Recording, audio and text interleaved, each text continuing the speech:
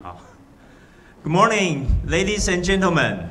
Welcome to today's English session, the keynote. My name is Albert Wang. I'm the principal of Myungah High School, and it's my honor to serve as today's host. Joining me today are Professor Zheng Yixuan 教授. Professor Zheng is from Jida University, and also our distinguished keynote speaker, Ms. Mia Song from Korea.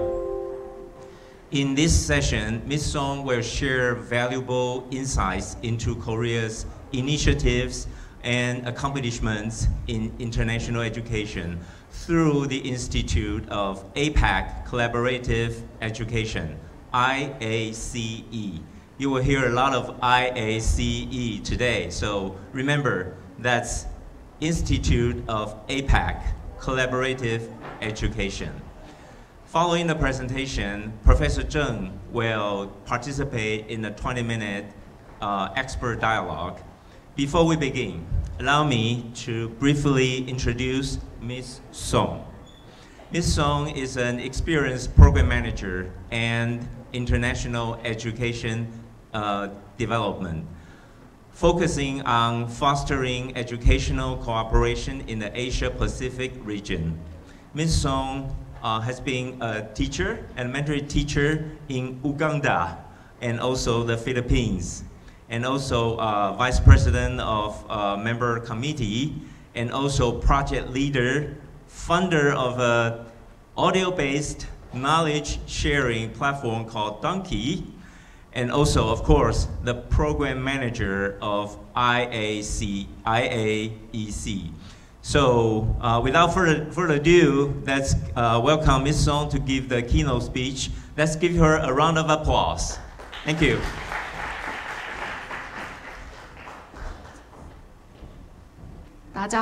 Good morning. My name is Mia. Good morning.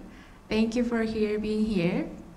As Mr. Albert has introduced me so nicely, I am Myungah Song from Korea and IACE, the institute's name. This morning, I had a lot of inspirations from you all, the students, the chant, the dancing, and all the role playing. It was impressive to see the metamorphosis of Kafka in that role playing, and I would love to go to the third floor to see the gallery posts.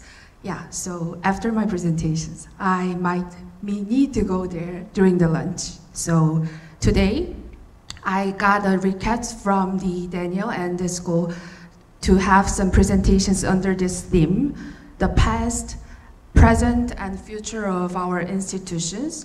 The key questions that I got from them was to how to lead the international education development of Korean primary and secondary schools. I think our institution is yet to saying that we are leading, but I think we have some good practices, so I would love to share those things today. And I'm so honored to present these presentations during this Taichung International Education Week. Thank you for your invitations again. So, this is some few photos. Before start, our institutions went having many different kinds of projects abroad and internally. And as Albert has introduced me briefly, I oversee some projects focusing on fostering educational cooperations across APEC region. And my recent work includes managing initiatives like Education Innovation Summit or the APEC project for students, teachers, and school leaders. And I think while I attend the APEC meetings, you can see the photos from right above. This is the photos that I have attended the APEC HRD, Human Resources Development Working Group meeting in Detroit, United States. And during that meeting, I need to update and report our APEC projects annually. It was US in the 2023, and then this year we went to Peru, Arequipa, And guess where is the next? For the next year, where will be the APEC meetings are gonna be hosted? Have anyone has an answer? Ideas? Oh, yeah, correct. I have a small gift for you. Yeah, it's Korea, and after that, the China will be hosting the meeting, and after that, the New Zealand is planning to host the meeting. So, I just want to give you a little brief of this kind of APEC projects and how Taiwan have been engaged. So I should say that not every country runs APEC educational projects in their countries because they have some limitations on their capacity. They don't have many human resources, but Taiwan, on the other hand, have been actively presenting results and hosting programs for many years. In my personal opinion, Taiwan excels in the hosting of international events and inviting foreign talent and empowering education stakeholders. I think they are really doing great. So that said, makes me to questions to you what are the bottlenecks you face? Which specific areas do you believe you need to requiring further study for international education? That was my question to you, So before, it was just a brief introduction on my thoughts while preparing this presentation. So I will begin the presentation, introducing my institution. So since the APEC was initiated in 1989, member economies have been exploring a variety of ways to achieve APEC's vision of promoting regional trade and economic integration through educational cooperation. In this context, our institution, IACE, was established in 2002 with the objective to achieve APEC's common vision of bridging the knowledge and information gap between member economies. It is interesting that the thing that I really like about APEC is there are developed countries and developing countries at the same time. They are sharing their thoughts and they could have some equal relationship when they are doing a project. That's the one thing that I favor about APEC. So since our establishment, we have been working hard as a dedicated agency for the Ministry of Education Korea.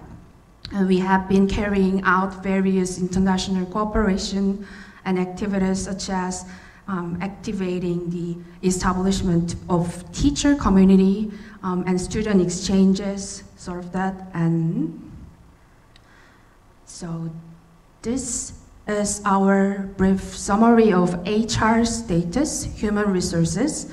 We maintain a board of advisors or directors from the government agency and private sectors and professors. And also we possess a faculty community capable of supporting our projects departments with a total of 23 employees in our office. And furthermore, we have established a group of teacher experts in international education cooperation called ICOP. You can see the second part of first line, ICOP, comprising of over 6,000 international education experts, including teachers and school leaders. So this group is dedicated to contributing to the reduction of information and knowledge gaps within the schools of APEC region.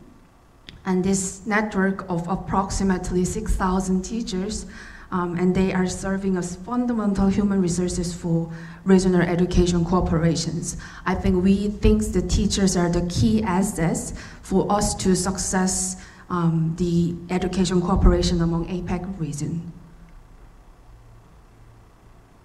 So this is the main thing, main projects that we are running. One thing is the first thing they are described exchange and collaborations. The other part is ODA, we can say, the Official Development Assistance projects worldwide. We are running these two big projects. So teachers and students who are passionate about education cooperation have been key assets in driving our APEC projects. Since 2022, interestingly, we have collaborated with local education authorities to establish a student exchange program. That is the second part, that globalization of elementary and secondary school programs. I think this is the one that you or the authorities here might be interested. How can we do the internationalizations of schools, primary and secondary? That's the key part that we have been working on recently. So, at this moment, I think I can share some key photos and events that we have been working on. This is the APEC Future Education Forum, and the photos there are the Vice Minister of Ministry of Education Korea. And this is during the COVID-19. We also have some struggles and difficult times during COVID-19, and we couldn't do some in-person exchanges. We only can do some kind of broadcasting of our events internally and outbound and inbound as well. So during this time, we try to do more paperwork. We republish more reports, and we try to gather before the forum. We try to collapse a lot of questions and answer before and spreading. So we changed a bit the way we do during the COVID-19. And at this moment, I might give you the second quiz, that who is the boss of me? Guess who? You can maybe point maybe after me or two persons after me, like that. Can you do some guess? My direct boss. Not the representatives, my direct boss. Any ideas? Yeah? On your mic, oh yeah, correct. Second gift to you. Yeah, he is Director Lee. He is direct boss of me, and this is our institution's key persons and the center as a chairman, and other professors who have been supporting us, and people from ministries. Next to our chairman, the two ladies from Ministry of Education are okay. And this is the persons that I just want to take a little break during this photo. And what we also do our best is to publish the articles before and after our events. Of course, it's in Korean and published by Ministry of Education, and they are putting a lot of efforts to make it official and to spread the events as a key point. And we put a lot of efforts to this, to make it official and make it organized. So we need the presenter before, we need the contents before, and this is another part that we have been working hard when we are doing projects, articles, and promotional things. So this is a project we have been working on, and might be, if it is okay, I might take 1 minute break and would like to change these presentations a little bit, if it is okay, because this is the first draft that I sent to Daniel. So if it is okay, maybe we can change the presentations to the finalized version, if it is okay, yeah. Because the order is quite different than I have prepared. Okay, so I might just continue. So I've been sharing these projects, the contents, and this is the program with the policymakers and school leaders. You can see the Korean cuisine, because we are preparing considering every dietary things from the participants, and school leaders training sessions. They have been coming to our offices and meeting other school leaders from APEC regions, and they are gathering together to get some new ideas to start their initiatives between their two schools. They are getting MOUs, memorandums, or they can start school exchange. Actually, after these training sessions, school leaders have been starting their own projects. They are planning to visit their schools in next year, and they are inviting them as well to their schools in the 2 years later, it's like that.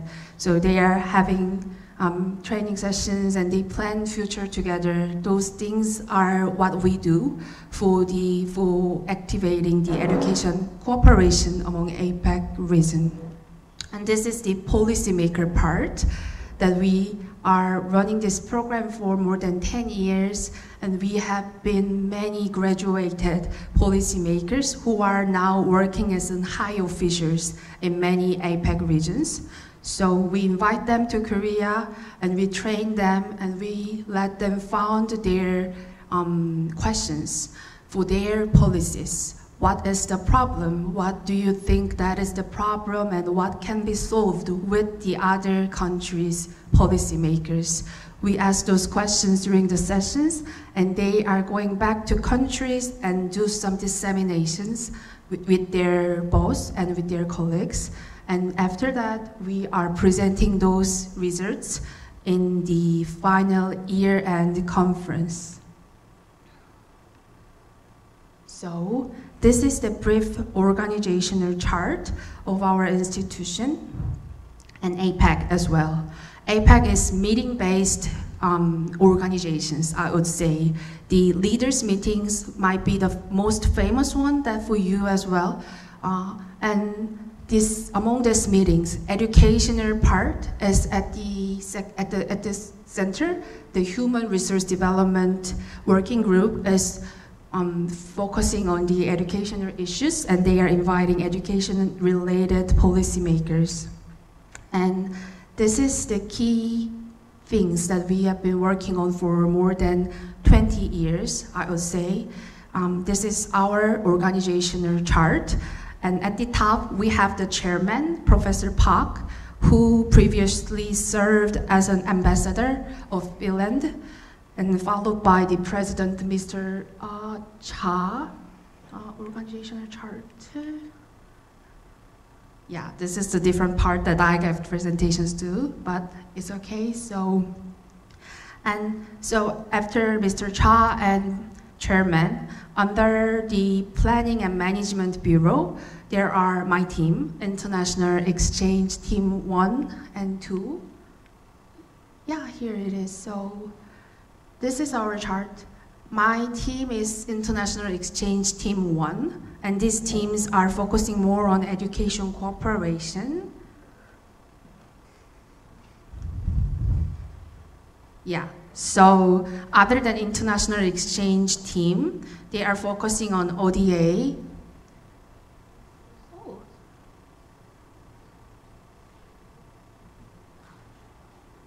So yeah, we can try with this.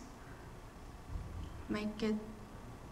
So other than International Exchange Team, there are teams focusing on ODA, Official Development Assistance, projects for developing countries.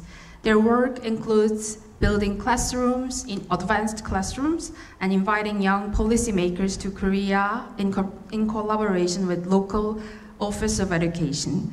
Since Korea has 17 provincial Office of Education, we strive to maintain strong relationship with the education decision makers to better understand their priorities and concerns of education authorities. Education superintendent, they are the key persons in Korea. I heard that from other countries, they are not having a lot of decision-making powers, but in Korea, they are getting elected, election basis, and they have some priorities. It differs by province, and not every province in Korea is having a lot of efforts in international education. So we need some strategies, and we need to find those offices who are interested in international educations and who will give us budget. That's what we are keep trying to find the right office, what right province every year to do some new projects, initiatives.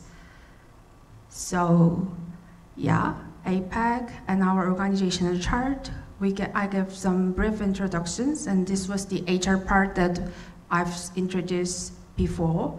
And yeah, this was the thing that I've tried to share with you, the ARCOP, the teacher community. I think it might be great to have a teacher community in Taiwan as well. We are recruiting 20 teachers every year and 20 university students who are interested in international cooperations. And these are the key human resources that we got for doing the APEC projects and also their local projects. And as you can see, there are teachers, professors, policymakers, and we name them as an ARCOP. We do the workshop together. We do the celebrating year-end event together. And they are also be part of our planning process for the new projects as well. So, yeah, we are reviewing the things that I have been talking before. So 2 main things is in our institutions to work on. And this is the thing that in detailing what our ARCOP teachers are doing. So they are having the online community. They have been built the online community system. And they are the ones who are interested in ICT-based technologies. So they get dispatched to other countries. This year, they went to Malaysia, Indonesia, Philippines, and Japan. They went there and do some exchange. They taught how ICT education could be implemented to their classroom. Those things and other things that I mentioned as an year-end review conference, named as an ARCOP conference, and APCJ, that one is we had been publishing the journal of APEC projects related, but we have been creating that since 2013, because journaling needs a lot of people, a lot of research foundation, but teachers have their own work, their own schedules, their classrooms. We couldn't really sustain those kind of heavy writing time, could not be met with their schedules. So it's sustained, it couldn't be sustained. But one day we would love to start again the journaling community as well. So to enhance your understanding to our institution's projects, the key projects, this is the chart between ARCOP and our institutions and other projects that we are doing. So MOE, Ministry of Education, is managing our institution. They are funding us, and we got funds from them. 99% of our fundings comes from Ministry of Education, and they are also monitoring all of our projects. So without their confirm, we cannot enhance our budget. We cannot change the key framework of our projects. So we got a lot of monitoring, and we need to report back the quantitative and qualitative the results of our projects. So as I mentioned at the beginning, ARCOP teachers are the key that running the projects, planning the projects, and their students are the things that why we are doing. A teacher for teacher, and for school leaders, and for us as well, why we are doing what we are doing. It's because of teachers, for students. This is for students. That are the things that we are putting a lot of efforts. And this is the photos for our training sessions with policymakers and school leaders and policymakers from the foreign ministries.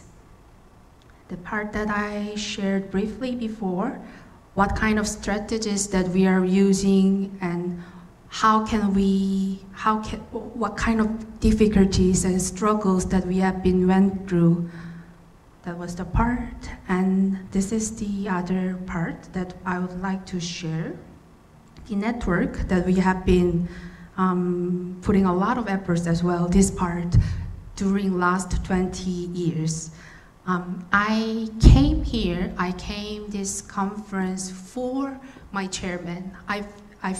We are thought that at the beginning it would be best for our chairman, Mr. Cha, might come here, but due to his abroad schedules for the other projects, he couldn't be here. And I asked him, what do you think, what is the key things that had made our institution sustainable? And he answered that it was the network that he and other key persons have been built for 20 years. So, thanks to our institution's long-standing history of collaborating and development projects, we have been collaborating closely with the education ministers of 17 member countries and 17 domestic education offices in Korea as well.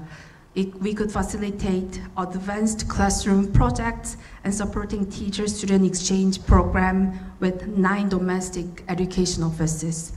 I think we are always addressing these numbers a lot, even our business trip internally as well, because we need to share that we are focusing on the educational trends of each provincial states and what they are interested in, what are the key things they want to put money on. That's our interest, and based on that, we are building our strategies, and we have workshop every January all together to plan for this year's main events and schedules.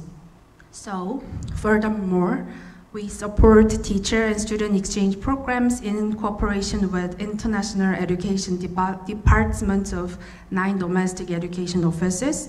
It took a lot of time to doing this, having MOUs with them and have persuasions before the MOUs are success. We have multiple times discussing what's your interest in, how can we adjust your plans to our programs, so how that integration could be work. Those kind of pre-discussions took a lot, maximum 3 years. We took 3 years to do the MOU with Jeonbuk Office of Education. So it was quite hard job doing the international education corporations, putting a lot of efforts. Sometimes it turns down just because of really small reasons. At that time, like political issues happens and superintendent have some bad news. Those kind of things was quite struggling us sometimes. But currently, as a result, after those are 20 years of putting a lot of efforts, we have been able to establish the partnership with 6,000 education stakeholders from 21 APEC member countries. We have been hosted 900 trainees from 17 partner countries and construct 22 advanced classrooms, including 12 super advanced, I would say, classroom in some developing countries. So this is the photos that we have been working on for the MOU, the different provinces with the superintendent at the center and our chairman with them. Yeah. And this is the map of Korean International Education Cooperation status. In summary, maybe you can look closely after the presentations if you are interested in. There are the 17 Office of Educations. The MOE ROK is managing these offices. And we are located at Daegu, at the southern part and right side, at the center nearly, Daegu. Our institution is located in Daegu, and MOE is located in Sejong, not Seoul. That is the capital city of administration, Sejong. So this is our network with the offices. The red one is indicating that the projects that we are working on for the building advanced classrooms. So for example, you can see the Jeju Island at the bottom. You see the red ones. It means that Jeju Office of Education have been working together with us to build the advanced classroom in the foreign countries. Yeah, as the status, simple status that, indicating what kind of projects they are doing with us. And this is the world map that indicating the same thing, that red dots indicating the advanced classrooms that we have been built in their countries with the collaboration of their ministry and our Ministry of Education. Yeah. And I think it's almost end.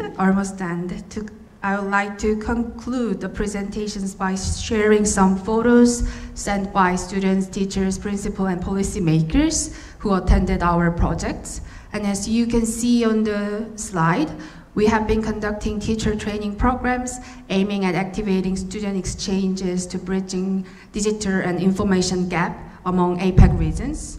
And this is the very first training sessions that we have been doing with the teachers who are interested in international cooperations. We were surprised that, wow, this many people are interested in international cooperations. We haven't imagined, because this is not a math, English subject, right? This is not the subject to going to a college, but still many teachers believe that this matters a lot for these students and they came here to learn something. So this photo meant a lot to our team. And this is the school principal training sessions to facilitate international exchanges in APEC region especially. We need school leaders, authorities, their allowance. We super need that. Without them, we cannot really start the international cooperations. Because when students going out of school, the school leaders need to permit that. They need that allowance. So without school leaders, students cannot go abroad during their curriculum, during their studying time. So we put a lot of efforts to school leaders as well to feel them that international education is really good and helpful for students.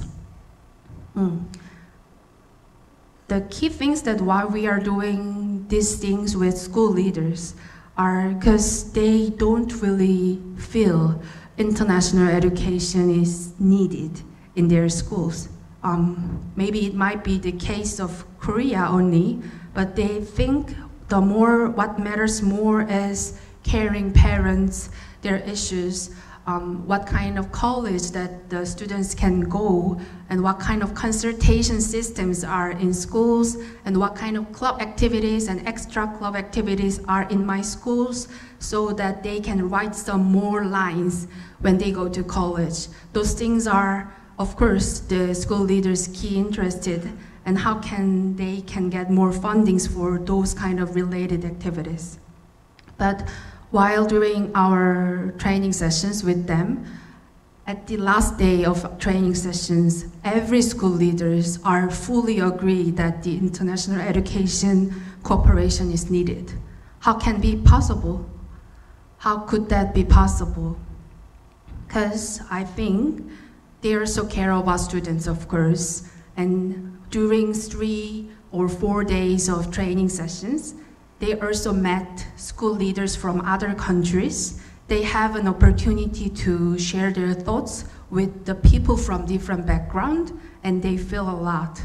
And they think it's needed. It might be change a lot for the students' life as well. So after school leaders, authorities, and their allowance, some great schools have some partnership with other schools, and they have started the international exchange program, as you can see on the photos.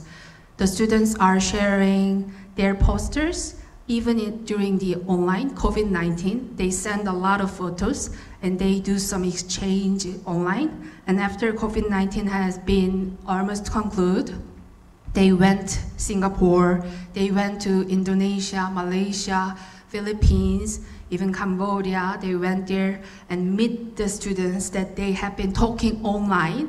They were super excited. They met them in person and have a chance to talk to them. And they are continuing their exchange programs so far. And now they are changing a lot, trying different methods. They send a mailbox with the photos that they are taking of their lunch. this was the lunch photos of our schools. Students are sending those photos, and the students overseas also got the photos, and they are sending the same photos of their lunch photos. And this kind of simple activities means a lot for them. They are being friends already. We don't need a special activities, big ceremony. We don't need that. We just need a relationship, and it matters a lot that the new friends are there overseas. I think I'm jealous a lot for them, because during my time, when I was in elementary school and middle school, the field trip was to a museum internally or Jeju Island. I haven't chance to go abroad during my academic years. So I think Korea is changing a lot, even between the 10 years. They have been changing a lot. And I think that's thanks to teachers and school leaders who have been finding the importance on international exchanges. So this is the reason behind everything that we do and you do. It's all for students, I guess, and you will agree. And these photos are Korean students and Taiwan students. We went to Taiwan last year, Taipei, when the schools who have been working on online exchange programs, and they are finally meeting in persons, and they do some activities together. And even online, the left students in Korea are together. They are doing the third stage of their projects together. And it was really meaningful for them. The sustained relationships meant a lot. They become more natural, and they don't have any awkward. They already know them, and they are continuing it, and they will continue it. So for the one who, if you are still wonder of why we are doing international exchange, I think that's because you might never experience international exchange, the real one, I mean. Because imagine that you are you have a boy, your child, he might want to do a swimming for his weekend activities. He was so eager to tell you that, Father, Mother, I want to do swimming for my weekend activities. Can I go to swimming pool? Can you do the payment? Those things. And do you think that boy experienced swimming before? I don't think so. The boy might swim once before or several times, and he found his interest. He found that, oh, this is really interesting. I would like to dive in. I want to do it more. Like that. I think it's same with the international educations. Even though if you are not yet experienced international education or cooperation before, if you have just one chance or small several moments that builds up that you think, oh, this is really valuable, this is really helpful, then I think it's enough to start the international educations. I think, yeah. From the same motivational things, I could start international educational development, even though I major in early childhood education. I was teacher in kindergarten and elementary school, but after that, I found other possibilities. I tried to questionings, is this enough? Is current educational curriculums are enough for our students? What else could be added, and what could be more? Where could I find the different thing, new thing? My answer was international educations, a multicultural environment could tells me a lot and bring me a lot. Always unexpected things happen. They could prepare new things, because we are living in a world of VUCA. People are saying a lot VUCA, the volatility and uncertainty and the complexity, and the last A was ambiguity. So it hits me a lot. Oh, word of VUCA. I see the future of our students will be and same for us as well. We are living in a world of VUCA. We cannot tell which capacity means the most in the future. Currently, it's digital skills, digital literacies, and coding, and early computing thinking ways. Those things are the key things that I have been heard while I was in high schools and college students. But what if it turns out different things? That we have been putting a lot of efforts on digital educations and they enhance their digital literacies, but after 10 years, it might be changed into the very different sections. So I fully agree that what really matters a lot is preparing our students to really versatile and who can prepare at the changing situations. So to train them like that, the best environment, education environment, would be multicultural environment. It's same as our future. We cannot expect what will come and what kind of reactions and conversations they are having. We cannot imagine. From their different background and experiences, they are giving a lot of questions each other. They feel a lot of new atmosphere and new ideas from them, and they can keep talking after class ends. They can keep doing conversations, and they can get help after they become an adult. It might be they can visit, likewise, I visit Taiwan and I have some friends in Taiwan. I can meet them during our business trip and after business trips. That means a lot in my life. And I hope students could also have that relationship as well. So, once again, I deeply appreciate this opportunity to introduce our institution. Our existing APEC projects have run for periods at least 5 years to maximum 20 years. It's quite a long history. And here are some upcoming and ongoing new initiatives that we are planning to do. We are initiating a collaborative research project among professors from APRU universities. As I know, Taiwan universities are also included in this association. APEC RIM, APEC RIM University Association. Within those universities, we are exchanging scholars, professors, and having a common research. This is the thing that we are starting from this year. So far, we have been working a lot on K-12 education, but from next year, we are trying to start the project for the higher education field as well, because it's all connected. We can benefit K-12 students with starting these new initiatives. We are discussing the new projects, the small side events that might benefit the 19 or 18 students for them to go into college before, what kind of mentoring could be added in this program as well. So this is the new initiative that we are trying. And the other one that I would like to introduce is we are starting to host our events with other ministry.